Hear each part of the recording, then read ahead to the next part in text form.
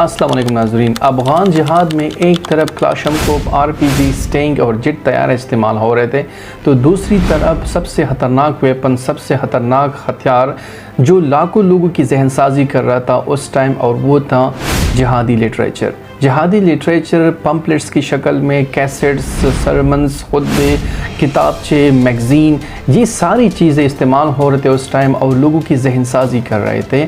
और वही जिहादी literature became the ideological engine behind Afghan जिहाद। अगर मैं ये कहूँ कि अफ़गान जिहाद में सबसे ख़तरनाक वेपन बम्स और गन्स नहीं थे, बल्कि सबसे ख़तरनाक वेपन्स वही पोएम्स, लिटरेचर और जिहादी लिटरेचर था, जिन्होंने सारी कौम को उस टाइम, सारी जनरेशन को मोबिलाइज़ कर दिया, और उसके असरात अभी तक पाकिस्तान और अफ़गानिस्तान पर हो रहे हैं। क्योंकि पाकिस्तान को जो अभी मसाइल दरपेश हुई वही जिहादी लिटरेचर के हैं जो उस टाइम इस्तेमाल हुआ है, और वही लोग अभी तक उससे मुतासिर हुए हैं। साउथ यूनियन ने जब 1979 में 1979 में अफ़गानिस्तान पर हमला कर दिया, PDPA people democratic party Afghanistan को सपोर्ट करने के लिए, तो उस टाइम तकरीबन 4 मिलियन लोग अफ़गानिस्तान से पाकिस्तान में आके यहाँ पर पनाहगज़ीन हो गए, और तकरीबन 1 मिलियन लोग इस जंग से मर गए।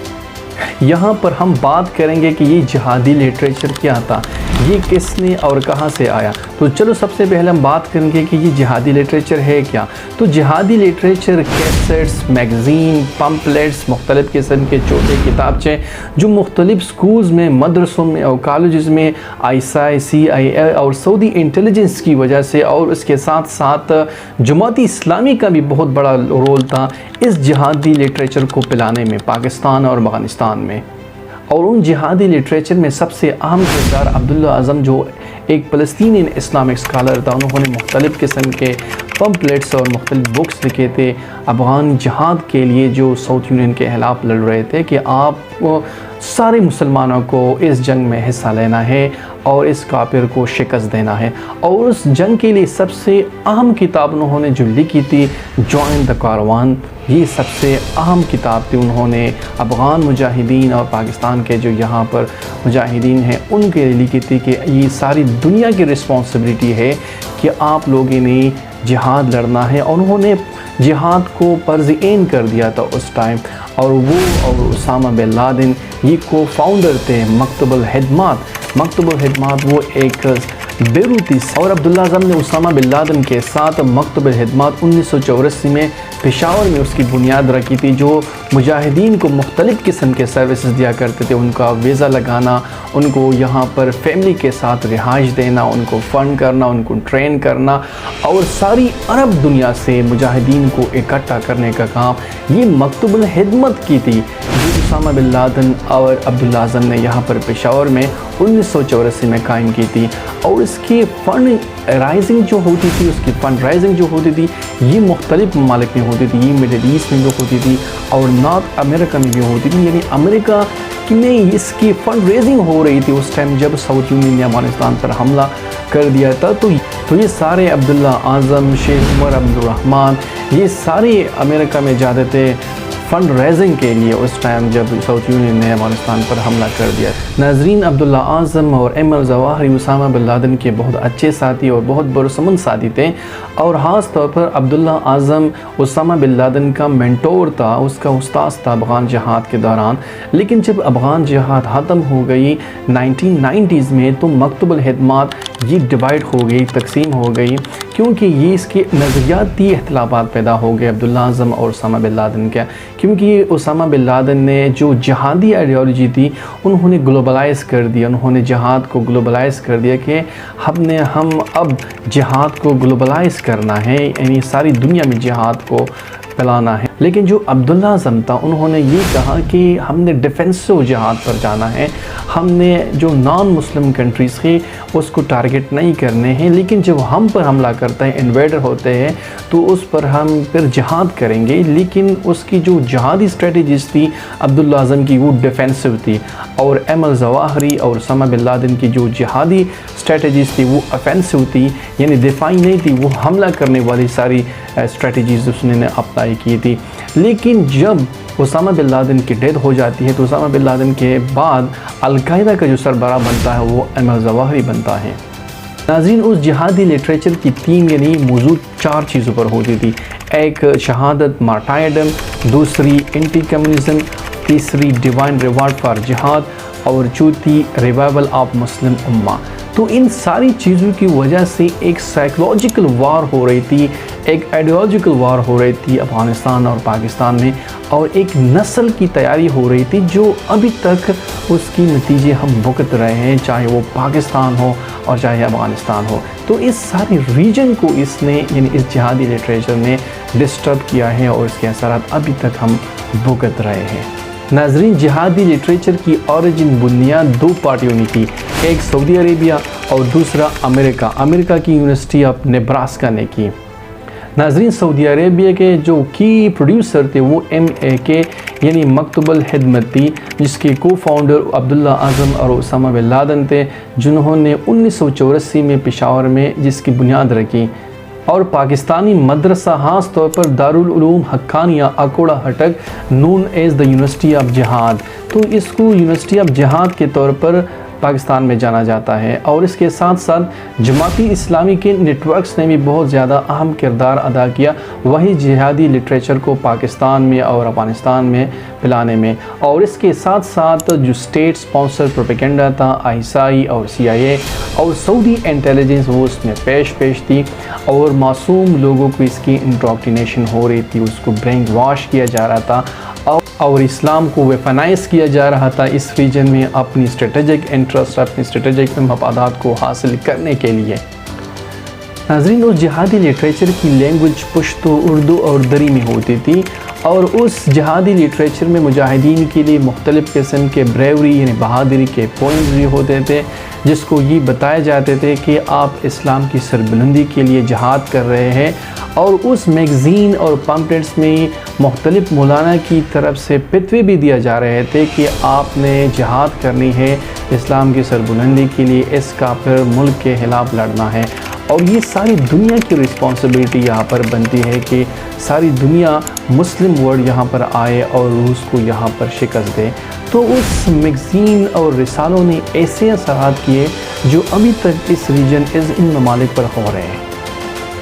پشتو کے ایک جہادی پوٹری میں بتاتے ہیں کہ ستا د مرگ کو امیدہ زڑ میں ورت شگ شگا، اس طرح مختلف قسم کے پوئمز ملتے ہیں کہ وہی جہادی لٹریچر میں انکلوڈ کیے گئے۔ تو اس طرح کے مختلف بریوری کے پوئمز مختلف قسم کے رسالوں، میگزین، پمپلیٹس میں چھاپے جاتے تھے اس ٹائم، اور یہ پوئمز مختلف ریڈیو اسٹیشن سے بھی چلائے جاتے تھے، اور گلیوں کوچوں میں لاؤڈ سپیکر سے بھی ریفیوجیز کیمپس میں اور پاکستان اور افغانستان کے گلی کوچوں میں بھی یہ بتائے جاتے تھے کہ آپ نے جہاد کے لیے ساروں نے نکلنا ہے۔ اور ان جہادی میگزین اور پمپلیٹس میں خاص طور پر الجہاد، جہاد ٹائمز، سواد الجہاد، جو اسامہ بن لادن کے زیر نگرانی یہ سارے پبلش ہو رہے تھے یہاں پاکستان میں، اور خاص طور پر وہ کیسٹس اور سرمنز جو 90 منٹس کے ہوتے تھے، وہ عبداللہ اعظم کے خاص طور پر، جو انہوں نے تو اس ریجن میں تباہی مچائی تھی، کیونکہ وہ ایک گلوبل جہاد کی، ماڈرن گلوبل جہاد کی بات کر رہے تھے، سارے مسلم ورلڈ کو یہاں پر انوائٹ کر رہے تھے کہ آپ لوگوں پر جہاد فرض ہو گیا ہے، آپ لوگوں نے لڑنا ہے یہاں پر افغانستان میں روس کے خلاف۔ دوستو، ایمن الظواہری اور عبداللہ اعظم جو اسامہ بن لادن کے بہت زیادہ قریب دوست سمجھ جاتے تھے، یہ سارے سید قطب کے تعلیمات سے بہت زیادہ متاثر ہوئے تھے۔ تو سید قطب ایک ایجپشن اسلامک اسکالر، ایک ریڈیکل اسلامسٹ تھا، جس کی تعلیمات خاص طور مائل سٹون سے یہ لوگ بہت زیادہ متاثر ہوئے تھے۔ تو افغان جہاد خاص طور پر سید قطب کی آئیڈیالوجیکل رائٹنگ سے بہت زیادہ متاثر ہوئی تھی۔ اس کے ساتھ ساتھ جہادی لٹریچر جو ویسٹرن یونیورسٹی یعنی امریکہ کی یونیورسٹی نیبراسکا نے پرووائڈ کی تھی افغان جہاد کے لیے، اس پر اگر ہم نظر ڈالیں، اگر آپ ابھی بھی نیبراسکا یونیورسٹی کی ویب سائٹ پر چلے جائیں تو یہ لٹریچر سارا ابھی بھی پڑا ہوا ہے۔ تو چلے دیکھتے ہیں کہ اس میں کیا ہے۔ اس میں بتاتے ہیں، آپ دیکھیں، تی سے تورا احمد تورا لری پتورا جہاد کوی، ٹے سے ٹوپک زما ماما ٹوپک لری پٹوپک جہاد کوی، جن سے جہاد فرض دے، جمیل جہاد تتلے دے، زہم جہاد تزم، زان زے زا خپل زان پاک ساتم، زوانان جہاد کوی، دال دین کافران زمونږ د دین دښمنان دي. ډوډۍ زما پلار د مجاهدینو ته ډوډۍ ورکوي. زه د روس دښمن یم. شین شیر محمد ډیر ښه مجاهد دی. شین شهید لوړ مقام لري. خین د ښار خلک د مجاهدو سره مینه لري. طارق د اسلام یو نومړی مجاهد دی. کافران زمونږ د دین او وطن دښمنان دي. مونږ په خپله پاکه خاوره کې دښمنان نه پرېږدو. مجاهد د افغانستان مسلمانان مجاهدین دي. مجاهدین د کافرانو سره جنگ کوي. مونږ ټول مجاهدین یو. زما ماما جہاد ته ځي. اگر یہ سارے جہادی لٹریچر کو اگر آپ دیکھیں تو آپ سوچ رہے ہوں گے کہ یہ کیا سکھا رہے تھے ہمارے بچوں کو، وہ کیا بنانا چاہتے تھے ہمارے بچوں کو. تو یہ تو ایک کتاب ہے. اگر آپ دوسری کتاب میتھس کی کتاب کو دیکھیں تو وہاں پر بتایا جاتا ہے کہ if you have 30 Russian soldier and you kill 3, how many left؟ اس طرح سوالات وہاں پر پوچھے جاتے تھے میتھس کے کتاب میں. اگر میتھس کی کتاب کو اگر آپ وہاں پر دیکھیں تو وہاں پر جو کیلکولیشن ہوتی تھی وہ گرنیڈس، ٹینکس، کلاشنکوف اور یہ سارے اسلحہ ویپنز وہاں پر بچوں کو دکھائے جاتے تھے. ان کو پرووک کرنے کے لیے ان کی ذہن سازی اس ٹائم سے ہو رہی تھی، انڈوکٹرینیٹ ہو رہے تھے ہمارے بچے اس ٹائم سے. تو یہ کیا کر رہے تھے؟ ایک نسل تیار ہو رہی تھی جو ابھی تک اس کی نتائج آ رہے ہیں.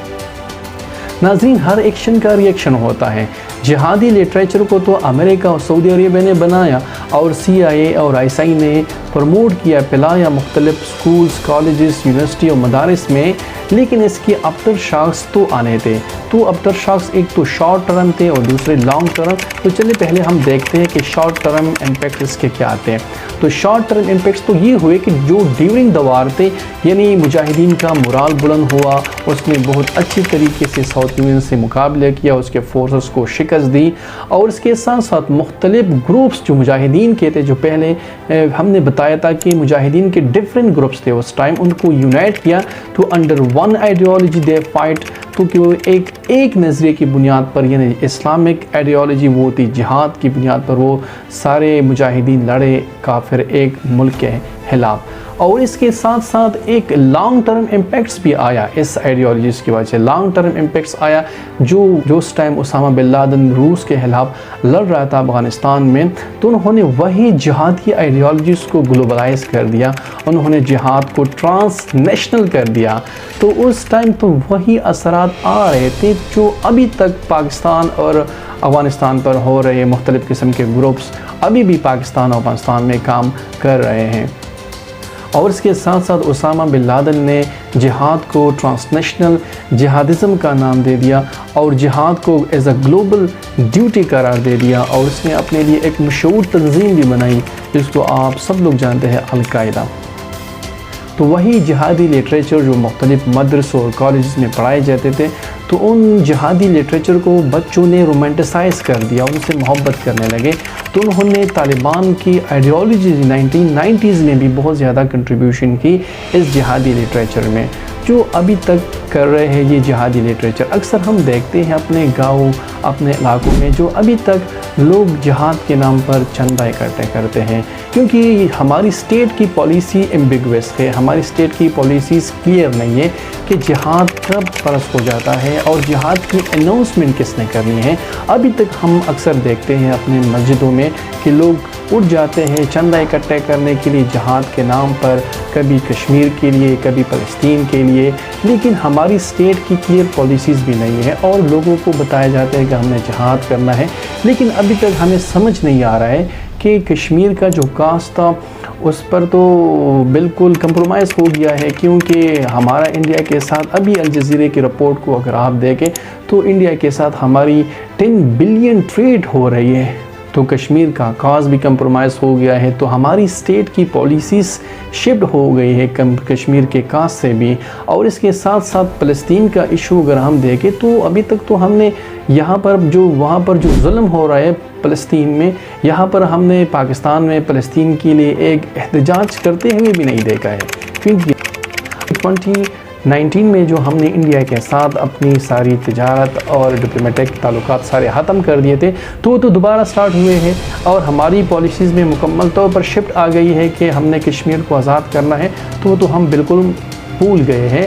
اور فلسطین کا ایشو جو وہاں پر اسرائیل وہاں پر معصوم فلسطینیوں پر ظلم کر رہا ہے، تو یہاں پر ہم نے ایک احتجاج بھی کرتی ہوئی نہیں دیکھا ہے پاکستان میں جو فلسطینیوں کے حق میں نکلا ہو اور اسرائیل کو کنڈیم کیا ہو، ان کی ایکشن کو مذمت کی ہو۔ تو جو یہاں پر پاکستان میں اکثر چندہ اکٹھا کیا جاتا ہے ہماری مسجدوں میں جہاد کے نام پر، تو یہاں پر کوئی بھی روکنے والا نہیں ہے کہ جہاد آپ لوگوں پر کب فرض ہونا ہے اور جہاد کی اناؤنسمنٹ کس نے کرنی ہے اور کب کرنی ہے۔ تو یہ ساری چیزیں اگر کلیئر ہو جائے، ہمارے لوگوں کو بتایا جائے، تو یہ بہت ایک بڑی نیکی ہوگی۔